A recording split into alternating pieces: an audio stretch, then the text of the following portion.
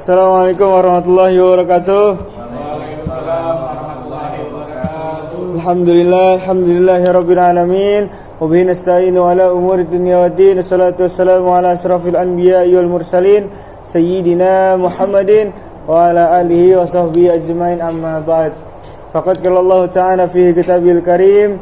A'udzu billahi minasyaitonir rajim. Bismillahirrahmanirrahim. Yarfa'illahu alladhina amanu minkum walladzina utul ilma darajat. Hadirin hadirat yang insyaallah dirahmati oleh Allah Subhanahu wa taala. Pada kesempatan kali ini kita akan sedikit membahas tentang pertentangan-pertentangan yang ada di lingkungan kita. Yang dimana sekarang lagi musimnya corona, gitu kan? Lagi COVID-19. Kita akan bahas tentang vaksinasi. Vaksinasi banyak pertentangan antar orang Islam sendiri pun masih banyak yang menentang akan adanya vaksinasi, karena banyak yang bilang kalau vaksin itu dari minyak babi dan semacamnya kan gitu.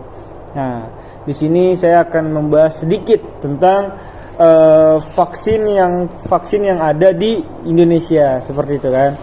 Nah, sekarang kenapa pemerintah mewajibkan kita untuk vaksinasi gitu kan? Karena di masa pandemi seperti ini, saat ini masih banyak kita temui orang-orang yang berbeda pendapat, bener ya? Sampai teman kita sendiri juga ada yang bertentangan untuk vaksinasi, bener ya? Bener.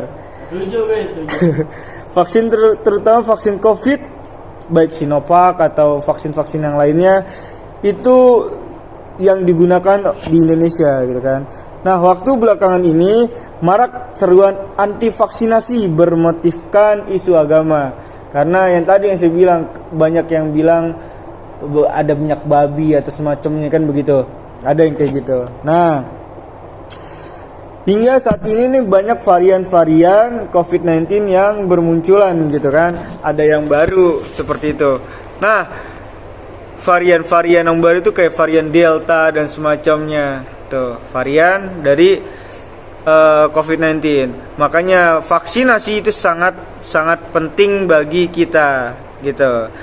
Nah, kalau misalkan kita tarik jauh pengertian dari vaksin itu sendiri, vaksin itu sebenarnya menurut dari bahasa Indonesia sendiri, bibit penyakit yang sudah dimatikan atau dilemahkan. Jadi itu vaksin itu sendiri tuh dari virus yang menyerang kita itu sendiri. Jadi itu virus itu dilemahkan, terus dimatikan. Kayak AstraZeneca itu vaksin yang dilemahkan, hanya dilemahkan virusnya. Kalau yang Sinovac itu vaksin yang dimatikan, jadi lebih ringan Sinovac kayak gitu. Itu pengertian dari vaksinasi. Mungkin dari teman-teman ada yang ingin bertanya mengenai vaksin, biar kita lebih santai aja nanyanya gitu kan tentang vaksin. Mungkin masih banyak yang belum mengerti mengenai vaksin ini gitu kan. Mungkin ada pertentangan atau apa. Mungkin ada yang mau nanya? Ya, nanya nggak? Mau nanya, Bang Ayer. Yoi. Sebenarnya itu hukum vaksin dalam Islam itu gimana sih? Hukum vaksin. Oke. Hukum vaksin itu sendiri gimana ya? Vaksin itu kan suatu hal yang wajib, ya kan? Karena gini, kalau kita tarik jauh, kita tuh harus mengikuti, kita harus taat wa atiullah wa atiur rasul. Kita harus taat sama Allah, ame Rasul, dan sama para pemerintah. Nah, pemerintah, selagi pemerintah itu menyuruh dengan kebaikan, apa salahnya kita ikutin kan gitu. Yang pertama. Yang kedua, hukum vaksinasi itu sangat wajib, karena untuk membentengi diri kita sendiri gitu kan, dibentengi. Jadi vaksin itu kayak membentuk imun baru di tubuh kita. Nah, makanya kalau misalkan setelah vaksinasi itu kebanyakan dari kita sakit gitu. Makanya jangan takut kalau habis vaksin sakit, itu udah hal wajar. Kalau bahasa kesehatannya itu namanya KIPI.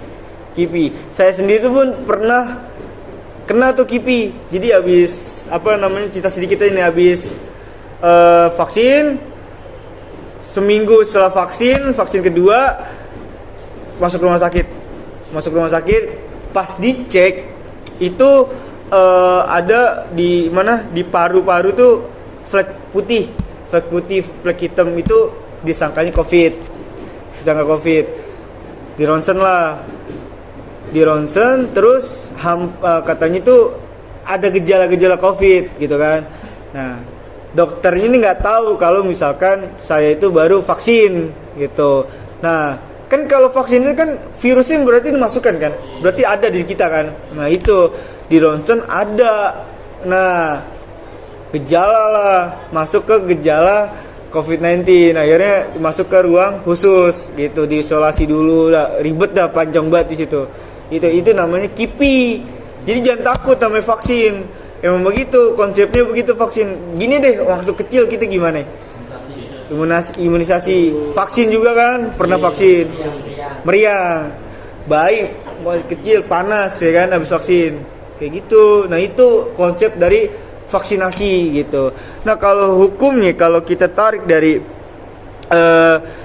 sabda Rasulullah sallallahu alaihi wasallam, an Abi Darda qala Rasulullah sallallahu alaihi wasallam, innallaha anzala da'a wa dawa wa ja'ala likulli da'i dawa'a qatada wa wala tadawu bahrari. Itu dia. Allah telah menurunkan penyakit dan obat serta menjadikan obat bagi setiap penyakit. Maka berobatlah dan janganlah berobat dengan benda yang haram, gitu kan. Nih konteksnya keren nih. Allah telah menurunkan penyakit. Allah menurunkan penyakit dan obat. Penyakitnya itu bisa jadi obat. Setuju gak? Nah, ini vaksin. Ini yang disebutkan oleh Rasulullah Sallallahu Alaihi Wasallam, yang disampaikan oleh Abu Darda. Itu penyakitnya sendiri yang menjadikan sebagai sumber dari obat kita. Itu mungkin vaksin. Jadi saya himbau, mungkin teman-teman semuanya udah pada vaksin belum nih semua? Alhamdulillah. Udah ya? Vaksin berapa ya? Vaksin 1, 2? Udah 3, udah booster ya? Udah booster ya? Ya udah bagus.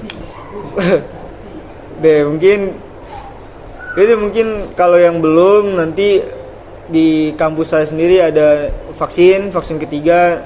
Mungkin nanti saya ajak teman-teman semuanya buat vaksinasi gitu di kampus saya gitu. Mungkin itu aja yang bisa saya sampaikan mengenai vaksinasi. Intinya jangan takut untuk vaksin. Vaksin itu penting. Walaupun bulan Ramadan, kalau misalkan dikata vaksin udah Ramadan tuh, karena situasi lagi genting-gentingnya. Boleh vaksin. Kan kalau misalkan kita kalau misalkan kita sakit, kita diinfus, kan kita batal jatuhnya. Karena masukin. Nah, terkecuali dari vaksin. Vaksin ini boleh hukumnya. Lagi puasa vaksin gak batal hukumnya. Itu karena situasi genting, situasi gawat, situasi yang mengharuskan kita untuk vaksin, bukan sembarangan. Ibaratnya kalau misalkan kita lagi ke hutan terus kita kesasar gak ada makanan, terus ada babi doang kita makan.